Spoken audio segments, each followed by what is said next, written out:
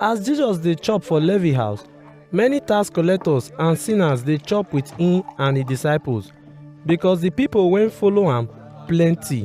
When the law teachers and the Pharisee people see say e dey chop with sinners and tax collectors, dem come ask him disciples, why una oga dey chop with tax collectors and sinners? When Jesus hear this, he come tell them, People wey well no need doctor, but na those wey no well need am. Not be good people I come call, but na sinners I come for. Now John the Baptist disciples and the Pharisee people dey fast, so dem come meet Jesus say, Why John disciples and the Pharisee people dey fast, but your disciples no dey fast?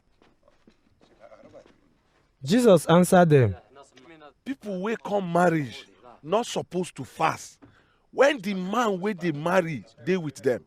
Abi dem supposed to? So far the man wey dey marry dey with them, dem no need to fast. But the time dey come when dem go take the man wey dey marry from them. By that time, dem go fast.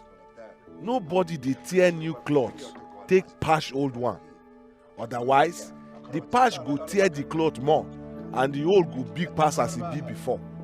Nobody dey pour new wine inside wine bag wey don old. If not, the new wine go tear the bag, the wine go throway and the bag go spoil. Instead, na inside new wine bag dem dey pour new wine put.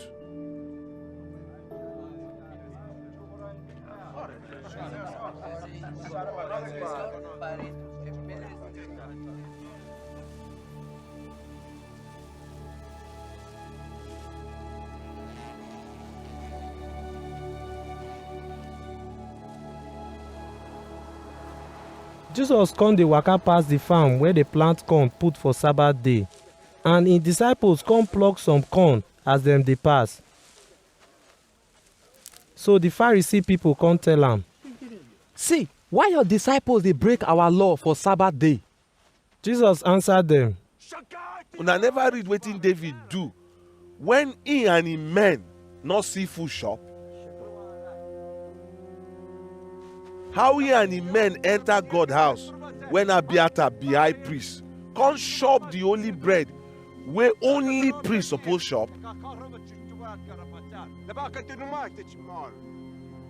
Jesus come tell dem, God make Sabbath day to help people, but no be say make Sabbath control people life.